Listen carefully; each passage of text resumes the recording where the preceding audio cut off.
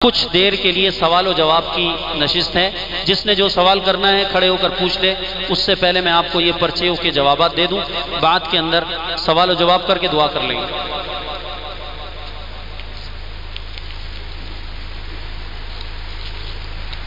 آج کی رات سے متعلق جو سوال ذہن میں ہو کر لیں۔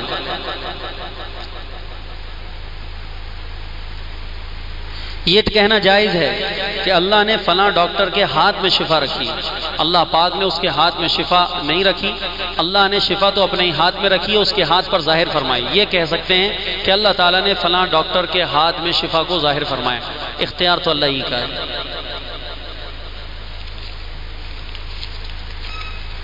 ابھی بیٹھ جائیے پھر سوال کر لیں گے۔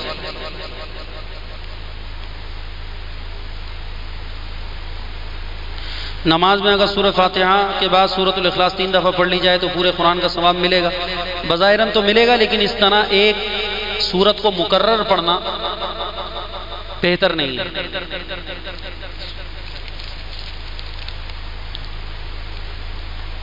جو بینک میں ملازم ہو وہ عمرے پہ جائے تو اس کو مبارکباد دے سکتے ہیں؟ نہیں، کیونکہ کمائی تو اس کی ناجائز ہوتی ہے۔ دوسرا سوال، قرآن کو بالکل بند آواز سے پڑھ سکتے ہیں یا نہیں؟ بلند آواز ہے یا بند ہے، پتہ نہیں کیا لکھا ہے۔ بالکل جب ہم آواز سے پڑھ سکتے ہیں تو فرق، باقی تمام چیزوں میں فرق ہے، مگر جس آواز بند میں ہوتی ہے فرق ختم ہو جاتا ہے۔ احترام، میری سمجھ میں سوال نہیں آیا بھائی۔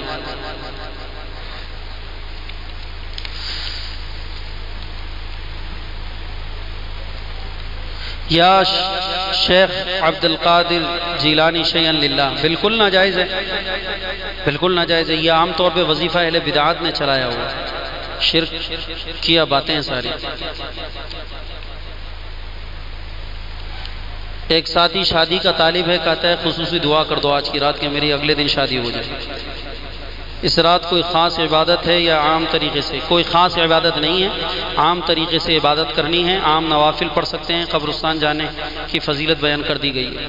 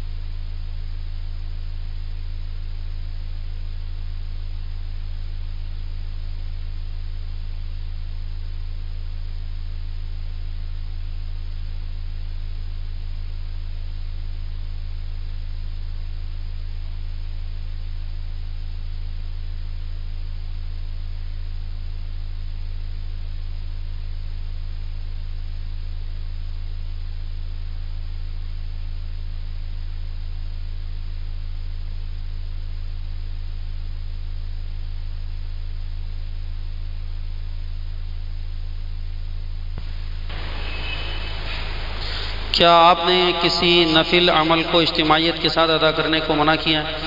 کیا فرمائیں جو اجتماعیت میں لگائی جاتی ہے، کیا اجتماعیت میں؟ بھائی صحیح کر کے لکھا کرو، میرے کو سمجھ میں نہیں آ رہا ہوتا کیا لکھ رہا ہے۔ بعد میں پوچھ لینا، جن کا سوال میری سمجھ میں نہیں آیا وہ بعد میں پوچھ لینا۔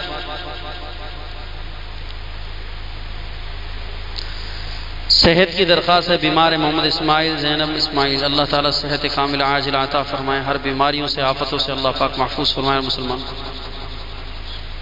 حضور صلی اللہ علیہ وسلم سے اس رات میں کوئی خصوصی نفل تو منقول نہیں ہے، بس عام طور کے اوپر اس رات میں اہتمام عبادت ثابت ہے، بس اہتمام ہوا عبادت کا اپنے طور کے اوپر، جو جی میں آئے کریں۔ نماز میں سورۃ الفاتحہ کے بعد آیت الکرسی پڑھی جا سکتی ہے؟ جی پڑھی جا سکتی ہے، اس میں کوئی حرج نہیں، وہ بھی قرآن کی ایک آیت ہے۔ شب برات کی رات کے اندر تلاوت، ذکر، دعا، استغفار، نماز، نوافل سب پڑھ سکتے ہیں۔ اللہ تعالیٰ آپ کو بہت ساری خوشیاں عطا کرے، ہماری بھی عمر آپ کو لگ جائے۔ بھائی آپ کی عمر تو مجھے نہیں لگ سکتی، میری اپنی عمر مجھے لگ جائے یہی کافی ہے۔ اللہ تعالیٰ آپ کے والدین کو صحت کاملہ عاجلہ عطا فرمائے۔ قبر کے چاروں طرف دیوار بنا سکتے ہیں؟ ہاں اس کی گنجائش ہے، مٹی کو روکنے کے لیے۔ یہ جو پتھر وغیرہ ہیں یہ لگا سکتے ہیں، جیسے پہاڑی پتھر ہوتا ہے، اس کو اس کے اطراف کے اندر مٹی کو کہ بارش پانی میں بہہ نہ جائے، اس کو لگا سکتے ہیں۔ ایک طرف تو ہم کہتے ہیں کہ تقدیر کے فیصلے انسان کے پیدا ہونے سے پہلے ہو جاتے ہیں، جس میں رزق، عمر وغیرہ شامل ہیں۔ ایک حدیث میں بھی آتا ہے دعا سے تقدیر کے فیصلے تبدیل ہو جاتے ہیں، اور ہم کہتے ہیں شب برات میں رزق وغیرہ فیصلے ہوتے ہیں۔ کیا ان تینوں باتوں میں تضاد نہیں ہے؟ اگر رزق و عمر کے فیصلے پیدا ہونے سے پہلے ہوئے ہو جاتے ہیں تو پھر شب برات میں دعا کا کیا مقصد ہوا؟ بھائی بات یہ ہے کہ اصل قرآن تو اسی بات پر دعویدار ہے کہ انسان کی تقدیر کے فیصلے اللہ تعالیٰ نے انسانوں کی پیدائش سے پہلے کر لیے، لیکن آج کی رات یا آج کی رات تو بہرحال تقدیر کے فیصلے ہوتے ہی نہیں ہیں، یہ تو بات ہی غلط ہے۔ لیکن شب قدر کے بارے کے اندر یہ روایات کے اندر آتا ہے کہ اللہ تعالیٰ شب قدر کے اندر ایک سال کے اندر جو کچھ ہونے والا ہے اس سارے فیصلوں کے اللہ تعالیٰ نظام کو شب قدر کی رات کے اندر فرشتوں کے حوالے کرتا ہے۔ تو شب قدر میں نکاح، شادی، حج، عمرہ، بیماری، موت، حیات، یہ ساری کی ساری چیزیں جو شب قدر کی رات میں فرشتوں کے حوالے کی جاتی ہیں، تو اس حوالے کرنے سے مراد اس رات میں لکھنا نہیں ہے، بلکہ تقدیر کے اندر ازلی نوشتے میں اور تقدیر کے اندر ازلی اس چارٹ کے اندر جو کچھ لکھا ہوا ہے، امسال اس میں سے جو کچھ ہونے والا ہے اس میں سے اللہ تعالیٰ اس کا خلاصہ اتار کر امسال قضاء اور قدر کے فیصلے نافذ کرنے والے فرشتوں کے حوالے کر دیتے ہیں۔ اس اعتبار سے اس رات کو کہا گیا کہ اس رات میں رزق کا فیصلہ ہوتا ہے، موت کا فیصلہ ہوتا ہے، حج کا فیصلہ ہوتا ہے، شادی کا فیصلہ ہوتا ہے، اور بچوں کی پیدائش کا، بچیوں کی پیدائش کا فیصلہ ہوتا ہے۔ تو اس فیصلے سے مراد آج تقدیر لکھا جانا مراد نہیں ہے، بلکہ اس سے مراد وہ ازلی تقدیر میں جو کچھ لکھا ہوا ہے اس میں سے سال بھر کا خلاصہ اتار کر قضاء اور قدر کے نفاذ والے فرشتوں کے وہ نوشتہ اللہ تعالیٰ کیا کر دیتے ہیں؟ حوالے کر دیتے ہیں، یہ مراد ہے۔ اس لیے اس کے اندر کوئی تضاد نہیں۔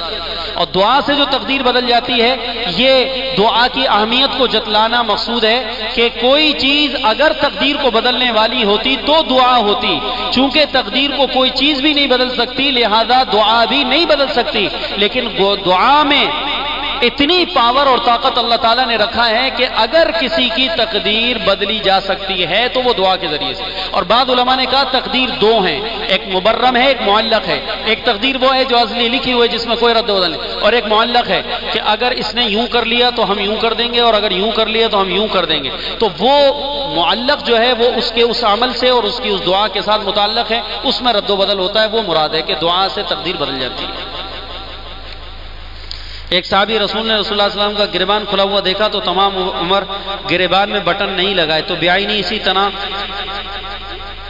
روزے کا حکم بھی نہ ہوگا کہ تمام عمر روزے رکھ لیے جائیں؟ نہ بھائی، ایسا نہیں ہے۔ وہ ایک تو خصوصیت صحابی کی تھی، ہر آدمی کے لیے گریبان کھول کے پھرنا ٹھیک نہیں، اس لیے کہ معاشرے کے اندر گریبان کھول کے پھرنے کو بدماشی تصور کیا جاتا ہے، لہذا اگر وہ صحابی ایسا کر گئے تو وہ ان کی خصوصیت ہے۔ جیسے ابو ہریرہ کی ایک خصوصیت ہے جو کسی اور کے لیے جائز نہیں ہے۔ ابو ہریرہ نے حضور صلی اللہ علیہ وسلم سے ایک دفعہ سنا کہ حضور نے فرمایا کہ نمازی آدمی جب وضو کے اندر اپنے ہاتھوں کو جہاں تک دھوئے گا اللہ وہاں تک اس کو سونے کے کنگن پہنائے گا۔ تو ابو ہریرہ نے کہا کہ میں تو یہاں تک نہیں پہنوں گا، میں تو یہاں تک پہنوں گا۔ جیسے سندھ کی عورتیں نہیں پہنی ہوتی، بلوچ عورتیں سندھ کے اندر آپ نے دیکھا ہو یہاں تک کڑے پہنی، تو ابو ہریرہ نے کہا کہ یا رسول اللہ میں تو یہاں تک پہ اکتفا نہیں کرتا، میں تو یہاں تک پہننا چاہوں گا، لہذا میں یہاں تک ہاتھ دھوؤں گا۔ حضور نے کہا وضو میں جہاں تک ہاتھ دھوئے گا وہاں تک آدمی کو کڑے پہنائے جائیں گے، تو انہوں نے یہاں تک دھونا شروع کر دیا۔ علماء نے لکھا ہے کہ یہ ابو ہریرہ کی شان اور ان کی خصوصیت ہے، کسی اور کے لیے وضو میں یہاں تک ہاتھ دھونا گناہ ہے، اس لیے کہ پانی کا اسراف ہے،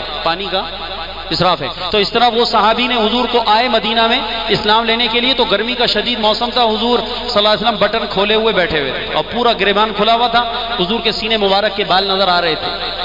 وہ آئے تو انہوں نے حضور کو اس حالت میں دیکھا، تو بس انہوں نے حضور کو جس حال میں دیکھا اس حال میں حضور صلی اللہ علیہ وسلم کے پاس بیٹھ گئے، ایمان لے آئے اور واپس چلے گئے، اور واپس جا کر گریبان کھول کے پھرتے تھے۔ کسی نے کہا یہ کیا کرتے ہو؟ انہوں نے کہا میں نے نبی کی زندگی میں ایک ہی مرتبہ زیارت کی ہے، دیکھا ایسے ہی تھا، اس لیے اس کے بغیر چارے کار نہیں، بس میں نے ایسے ہی رہا۔ تو ان کی خصوصیت تھی، لہذا ہم حضور کی اتباع کے اندر وہ کام تو کر سکتے ہیں جن کاموں کو امت کے لیے جائز قرار دیا گیا، جو نبی کا خاصہ ہے وہ امت کے لیے کرنا ٹھیک نہیں ہے۔ اگر شعبان المعظم کے کوئی آدمی روزے رکھنا چاہتا ہے تو میں نے وجہ بتا دی ہے کہ اکثر مہینے کے روزے رکھ سکتا ہے اتباع رسول میں، لیکن شرط یہ ہے کہ ان روزوں کی کثرت کی وجہ سے رمضان کے روزوں میں ضعف کا خطرہ نہ ہو۔ اگر رمضان کے روزوں میں ضعف کا خطرہ ہے تو پھر شعبان کے روزے نفلی رکھنا جائز نہیں، کہ فرض کی اہمیت نفل سے زیادہ ہے۔ ٹھیک، شاہ عبد القادر جیلانی رحمۃ اللہ علیہ کو 18 پارے ان کی ماں کے پیٹ میں یاد تھے، اس بارے میں بتائیں۔ بھئی اگر ماں کے پیٹ میں 18 یاد تھے تو بقیہ کا کیا قصور تھا؟ پورا حافظ بن کے نکل آتے، یہ کیا بات ہوئی یار؟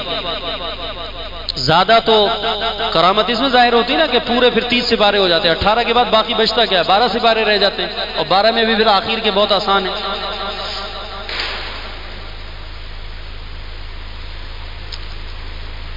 حضرت بلال رضی اللہ عنہ کی قبر دمشق میں، بالکل صحیح، یہ بات صحیح ہے، بالکل دمشق کے اندر حضرت بلال رضی اللہ عنہ دفن، وہ وہاں پر ہجرت کے بعد چلے گئے تھے، اصل میں وہیں پر ان کا انتقال ہوا تھا۔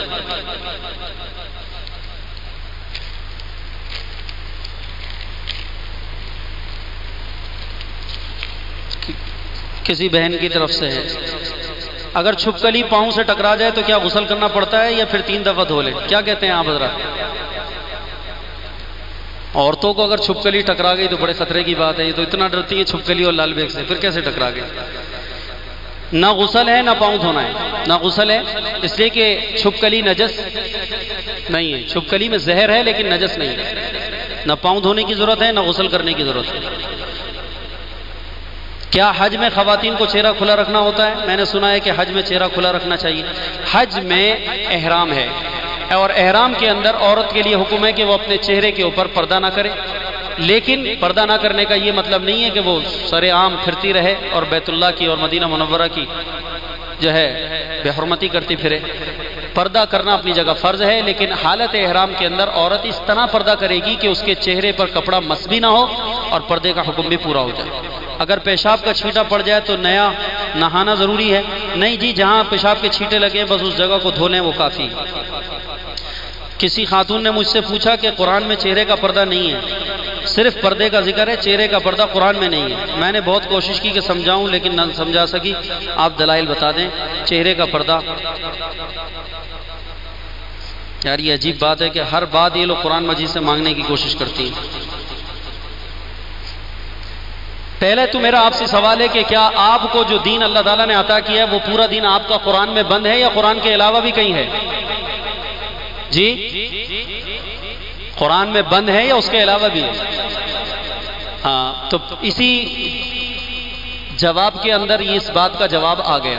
اگر ہمارا سارا دین قرآن میں بند ہوتا تو پھر ہمیں لاجواب کر سکتے تھے۔ جب ہمارا سارا دین قرآن میں بند نہیں ہے بلکہ قرآن کے علاوہ بھی حضور پاک صلی اللہ علیہ وسلم کو قرآن جتنی تعلیمات دے کر حضور کو دین دیا گیا جو امت کی طرف پہنچایا حضور نے، تو اس سے یہ پتہ چلا کہ پورے دین کا تعلق صرف قرآن سے نہیں ہے، بلکہ قرآن میں کلیات کا ذکر ہے، اس کی جزئیات تو احادیث میں آتی ہیں۔ اگر کوئی بہن آپ سے یہ سوال کرتی ہے کہ چہرے کا پردہ قرآن سے دکھاؤ، تو فی البدی ان سے یہ سوال کر لیں کہ آپ فجر میں 4 رکعت پڑھتی ہیں، 2 سنت 2 سنت اور 2 فرض، تو سب سے پہلے آپ ان سے سوال کریں کہ فجر کی نماز میں 4 رکعتیں 2 سنت اور 2 فرض کی ترتیب سے قرآن کی کسی آیت سے ثابت کریں۔ ظہر میں 12 رکعتیں پڑھتی ہیں، 4 4 2 2، تو ان رکعتوں کو وہاں سے ثابت کریں۔ عصر میں 8 4 4، اس کو ثابت کریں۔ مغرب میں 7 3 2 2، اس کو ثابت کریں۔ خدا کی قسم پورے قرآن سے نمازوں کی رکعتوں کی تعداد کسی سورت اور آیت سے ثابت تو پھر کیوں کرتے ہیں؟ اس سے یہ پتہ چلا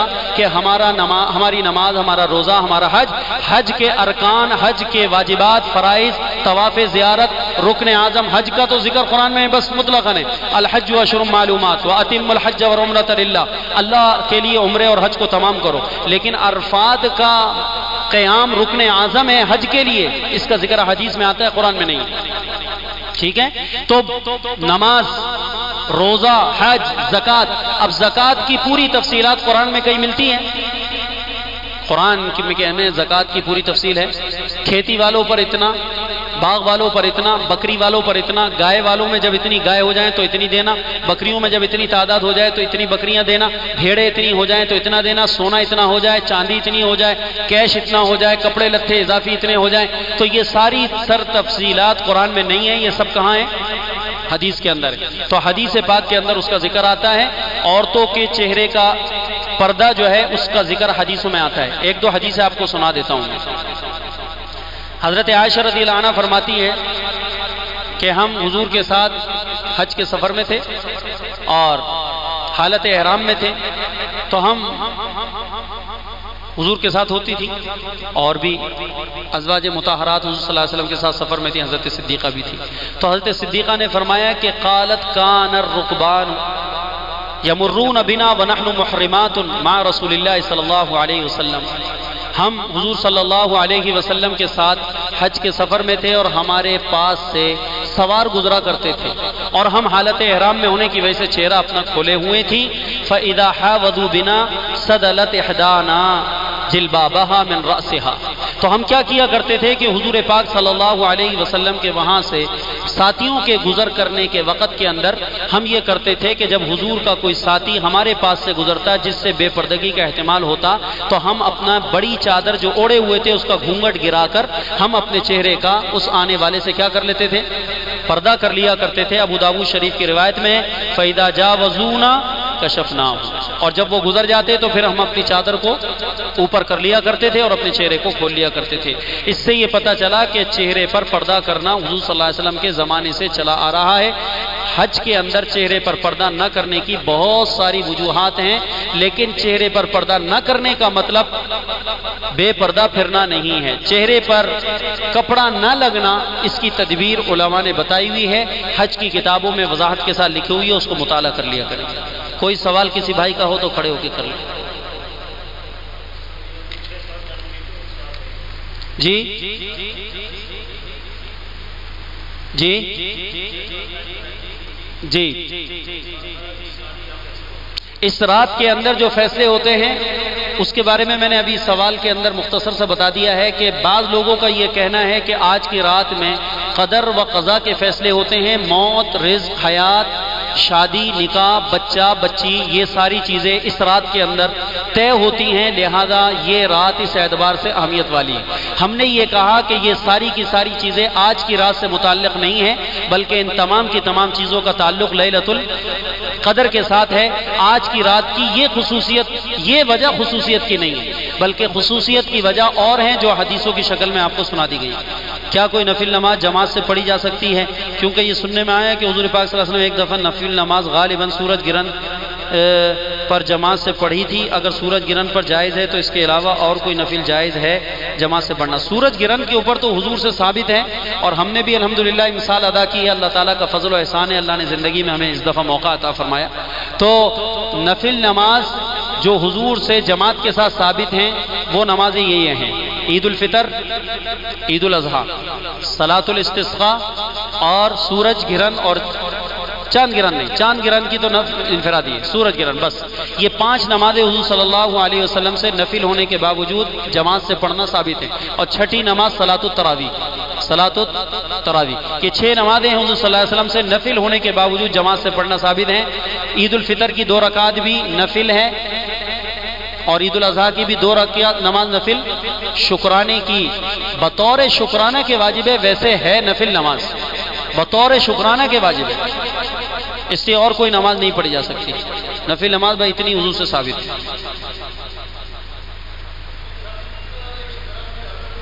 شبرات کے اندر جو حلوے بنتے ہیں، اس کی اصل تو سمجھ میں اب تک نہیں آئی کہ یہ کہاں سے چلا ہے۔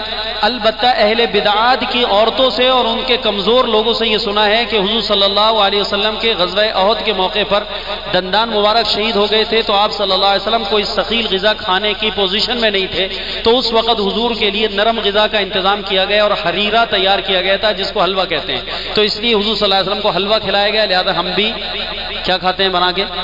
حلوہ کھاتے ہیں۔ انا للہ و انا الیہ راجعون۔ اب ہمارا یہ سوال ہے کہ حلوہ کب بنتا ہے، کون سی تاریخ کو؟ شب برات کی رات کو۔ اور حضور کے دندان کب شہید ہوئے ہیں، کون سے غزوے میں؟ غزوہ احد میں۔ اور غزوہ احد کب واقع ہوا ہے؟ سن 3 ہجری شوال، شوال کے اندر سن 3 ہجری میں، ابھی 2 مہینے کے بعد دندان شہید ہونے، انہوں نے پہلے سے حلوہ پکا کے کھانا شروع کر دیا۔ کیسے عاشق رسول ہے، دنیا میں آپ کو خدا کی قسم نہیں ملے گا۔ شوال کے اندر دندان شہید ہوئے ہیں اور حلوہ کھا رہے ہیں شعبان میں، اور کہہ رہے ہیں کہ حضور کے دندان شہید ہوئے تھے، لہذا کوئی ثقیل غذا کھانے کی پوزیشن نہ تھی، اس وجہ سے نرم غذا بنائی گئی تھی اور حریرہ سا تیار کیا گیا تھا حضور کو کھلانے کے لیے۔ انا للہ و انا الیہ راجعون۔ ایسا زبردست فراڈ ہے اور ایسا زبردست سبحانک ھذا بہتان عظیم، خطرناک بہتان ہے حضور کی طرف لگایا گیا۔ اگر حضور صلی اللہ علیہ وسلم سے محبت ہے نا کہ دندان شہید ہوئے تھے تو ہم حلوہ کھا رہے ہیں کہ حضور نے حلوہ کھایا تھا، تو یہ محبت نہیں ہے۔ محبت یہ ہے کہ ایک صحابی جنگ میں موجود تھے، ان کو اطلاع ملی کہ نبی کریم صلی اللہ علیہ وسلم کے دندان مبارک شہید ہو گئے، تو انہوں نے بتانے والے سے پوچھا کہ حضور کا کون سا دانت ٹوٹا؟ اس نے کہا کسی دانت کا پتہ نہیں، بس اتنی خبر آئی ہے کہ حضور کے دندان شہید ہو گئے۔ انہوں نے یہ سننے کے بعد اپنے 32 کے 32 دانتوں کو توڑا کہ شاید نبی کا یہ دانت ٹوٹا ہو، شاید یہ ٹوٹا اور شاید یہ ٹوٹا، اور یہ کہہ کے فرمایا کہ جب نبی کے دانت سلامت نہ رہے تو تیرے منہ میں دانت سلامت زیب نہیں دیتے، اور سارے دانتوں کو توڑا ہے۔ اس کو کہتے ہیں محبت۔ اس کو کیا کہتے ہیں؟ حلوے کھانا محبت نہیں ہے، دانت توڑنا محبت ہے۔ تو گھر میں سل بٹا ہے نا، کس کس کے ہے؟ ہاں، بٹا اٹھائے اور اپنے دانتوں کو توڑ لیں اور کہنا حضور کی محبت میں توڑیں، پھر اس کے بعد حریرے کھائیں، شاباش۔ اگر کسی عورت کی صرف منگنی ہوئی ہو اور وہ مرد اس عورت کے گھر آتا جاتا ہو اور وہ عورت اس مرد کے ساتھ آتی جاتی ہو، تو شریعت کے اندر اس کی کیا حیثیت؟ جیسے غیر محرم عورت سے ملنا ملاپ کرنا ناجائز ہے، ایسے منگیتر سے ملنا، بلکہ منگیتر سے ملنا تو اور خطرے کی چیز ہے، اس لیے کہ اس کے اندر زیادہ خطرات معلوم ہوتے ہیں، اس لیے کہ اس کے نام بے تکلفی بڑھ گئی، اس لیے آگے تک کے راستے کھل سکتے ہیں۔ اس لیے جیسے اگر کسی جگہ سے حلوہ آ جائے تو کیا کریں؟ یار یہ بھی بڑا نازک مسئلہ ہے کہ حلوہ آ گیا تو کیا کریں؟ بھیجتے تو نہیں ہیں لیکن ہمارے گھر آ جاتے ہیں، تو بھائی یہ دیکھا جائے کہ جن لوگوں نے بھیجا ہے اگر ان کے عقائد بہت زیادہ بگڑے ہوئے پھر تو اس کو استعمال نہ کریں، کچھ پتہ نہیں کہ کس نیت اور کس ارادے سے انہوں نے بنایا اور کیا ان کا عزائم ہے۔ بہرحال رزق کی ناقدری نہ کریں، کسی غریب کو دے دیں، خود احتیاط کریں۔ اور اس کا بہترین طریقہ یہ ہے جو میں نے اختیار کیا ہوا ہے کہ اپنے عقیدے کی پرچار کرو، جب آپ کے گھر کوئی بھیجے تو ایک دفعہ اس کو بتا دو کہ ہم نہ حلوے بناتے ہیں نہ حلوے کھاتے ہیں، بس اس کے بعد آئندہ کے لیے راستہ بند ہو جائے گا۔ تو اس لیے جرت پیدا کریں اپنے اندر کہ ہمارا عقیدہ یہ ہے۔ نکاح ہو گیا ہو تو پھر مولانا یوسف ودھانوی نے اس پہ یہ لکھا ہے کہ کسی عورت کا کسی مرد سے نکاح ہو گیا لیکن ابھی تک رخصتی نہیں ہوئی، تب بھی اس لڑکے کے ساتھ اس کا پھرنا شرعاً تو ناجائز نہیں ہے لیکن اخلاقاً برا ہے۔ معاشرہ اس کو برا کہتا ہے کہ باقاعدہ رخصتی ہوئے بغیر کوئی لڑکی کسی لڑکے کے ساتھ اس پر کہ وہ اس کی منقوہ ہے پھرتی رہے، اخلاق اور معاشرہ اس کی اجازت نہیں دیتا۔ مولانا یوسف ودھانوی رحمہ اللہ نے اس کو بھی منع لکھا ہے کہ معاشرے میں اس طرح اس لڑکی کی اور اس لڑکے کی بے عزتی ہوگی اور اس طرح کے کرنے والوں کو لوگ اچھی نگاہوں سے نہیں دیکھتے، لہذا اگر بہت ہی شوق ہے اپنی منقوہ کو لے کر گھومنے کا تو باقاعدہ رخصتی کر لے۔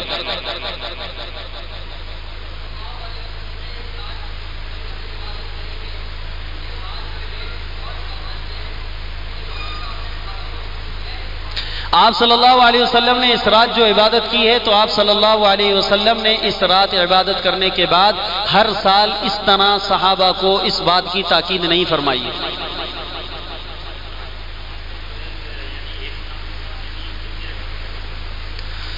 بس حدیث پاک میں تو صلاۃ الفتح کے موقع پر ایک سلام سے 8 رکعتیں پڑھنا ثابت ہے، وگرنہ تہجد کے اندر جو پڑھ رہے ہیں تو ہر سلام سے 2 رکعتیں ادا کر رہے ہیں، جو مسنون طریقہ ہے حضور صلی اللہ علیہ وسلم کا. جی ایام 20 کے روزے 13ویں 14ویں 15ویں 13ویں 14ویں 15ویں، اگر کوئی مسلمان ہر مہینے کے ایام 20 کے روزے رکھتا ہے، یعنی 13ویں 14ویں 15ویں چاند کی تاریخوں کو عربی میں ایام 20 کہا جاتا ہے. اگر ہر مہینے 3 روزے رکھنے کی عادت ہے اور وہ ہر سال ہر مہینے اس کا اہتمام کرتا رہا ہے اور شعبان کے اندر بھی وہ 13ویں اور 14ویں کا روزہ رکھ چکا ہے، تو اس کے لیے 15ویں کا رکھنا بھی بالکل پکی ٹھکی سنت ہوگا.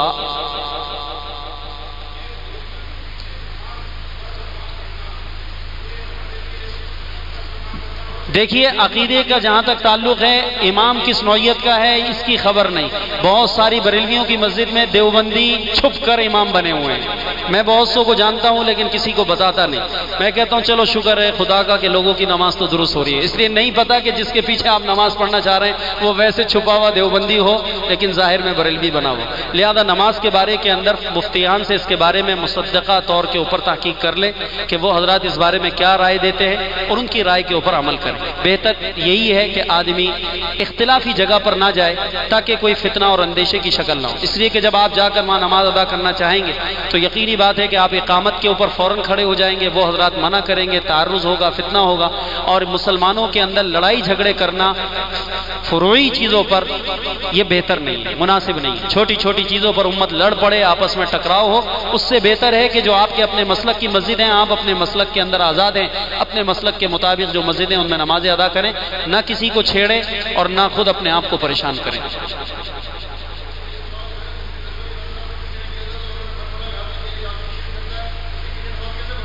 ہاں مشرک ہوگا تو اور بات ہے. میں نے آپ سے عرض کیا کہ ایک ہے بدعت کی حد تک، ایک ہے باقاعدہ مشرک ہونا. باقاعدہ مشرک ہونا پنجاب کے اندر نواحی علاقوں میں بہت سارے ائمہ ایسے ہیں جو صرف بدعات کی حد تک کا ارتکاب کرتے ہیں، شرک کی حد تک ان کی نوبت نہیں پہنچی ہوئی، یعنی گمراہ کن عقائد نہیں. لیکن اگر کسی کے متعلق واضح طور پہ آپ کو یہ پتہ چل جاتا ہے کہ اس کے عقائد شرکیہ ہے، تو ابھی قرآن کے درس میں وَإِيَّاكَ نَسْتَعِينُ کے اندر ہم نے آپ کو یہ بتایا ہے کہ جو اللہ کے علاوہ کسی اور سے ما فوق الاسباب کا عقیدہ رکھتا ہے وہ مشرک ہے. وہ کیا ہے؟ مشرک ہے. بنائیں، بنانا چاہیے، اگر نہیں ہے تو بناؤ بھائی. خالی کیوں چھوڑتے ہو اپنے عقیدے کی جگہ کو؟ بناؤ، ہمت کرو بھائی. یہ تو سارے اختلافی مسائل شروع کر دیا. آج کی رات کا سوال کرو بابا. میں نے کہا تھا آج کی رات کا سوال، تو صبح ہو جائے گی اس طرح. تو وظائف کے اندر شب برات کے نوافل میں 4 رکعت نماز نفل ایک ہی صورت کو ملانے کا ذکر ہے، پھر اس کے بعد ذکر ہے، کیا جائز؟ وہ غلط ہے جی. مفتی تقی عثمانی صاحب نے درس ترمذی میں لکھا ہے اس طرح کی رکعتوں کا تعداد کا جو طریقہ کار ہے، نافل نمازوں کے مختلف طریقے ذکر کیے گئے ہیں، وہ حدیثوں سے ثابت نہیں ہے، وہ بناوٹی انداز ہیں سارے. شب معراج کے متعلق یہ کہ حضور صلی اللہ علیہ وسلم کو معراج ہوئی تھی، لیکن شب معراج ہونے کا یہ مطلب نہیں ہے کہ ہم اس رات کو خصوصیت کے ساتھ، کوئی اہتمام کے ساتھ کوئی اجتماعی عبادت کرنا شروع کر دیں. اس لیے کہ اس رات کے اندر اگر جاگنا ثابت ہوتا تو نبی کریم صلی اللہ علیہ وسلم خود جاگ رہے ہوتے. اور آپ نے معراج کے تفصیلی واقعے میں علماء سے سنا ہوگا کہ جب 2 فرشتے حضور کو لینے آئے تو حضور ام ہانی کے گھر میں کیا کر رہے تھے؟ سو رہے تھے. حضور کا جب خود سونا اس رات میں ثابت ہے تو ہمارا جاگنا کہاں سے؟ حضور سو رہے تھے اور سوتی ہوئی حالت کے اندر حضور کو جگا کر لے کر گئے، تو اس سے پتہ چلا حضور اس رات میں آرام فرما رہے تھے. لہذا اس رات میں جاگنا، اجتماعی عبادت، مسجدیں کھولنا، یہ سارا خرافات کے قبیل سے.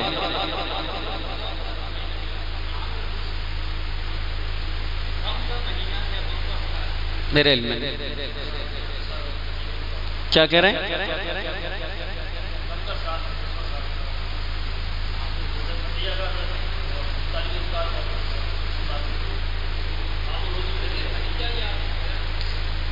پتہ نہیں، میرے علم میں نہیں ہے. جی دعا کر لیں.